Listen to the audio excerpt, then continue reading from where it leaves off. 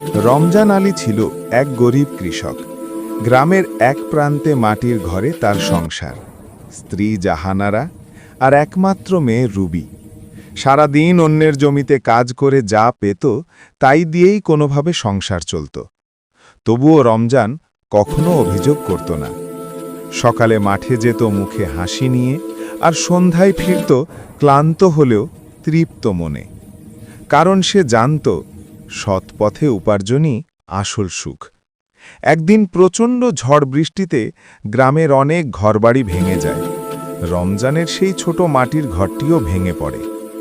পাশে বসে রুবি কাঁদছিল, বাবা, আমরা এখন কোথায় থাকব? রমজান মৃদু হাসল, মেয়ের চোখের জল মুছে বলল, আল্লাহ আমাদের হাত দিয়েছেন, পা দিয়েছেন, পরিশ্রম করার শক্তি দিয়েছেন, এটাই সবচেয়ে বড় ঘর মা। পরদিন ভোরে রমজান আবার মাঠে গেল। নিজের ঘর ঠিক করার আগে সে অন্যদের ভাঙা ঘরগুলো ঠিক করে দিল। গ্রামের লোকজন অবাক, নিজের ঘর নেই অথচ অন্যদের ঘর বানাচ্ছে। তার এই নিঃস্বার্থ কাজ দেখে সবাই মিলে রমজানের ঘর ঠিক করতে সাহায্য করল। কেউ বাঁশ দিল, কেউ খড়, কেউ আবার খাবার।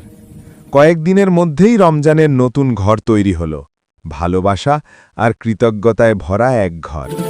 রুবি বাবার বুকে মুখ লুকিয়ে বলল, বাবা, তুমি গরিব না, তুমি তো সবচেয়ে ধনী মানুষ, সবাই তোমাকে ভালোবাসে।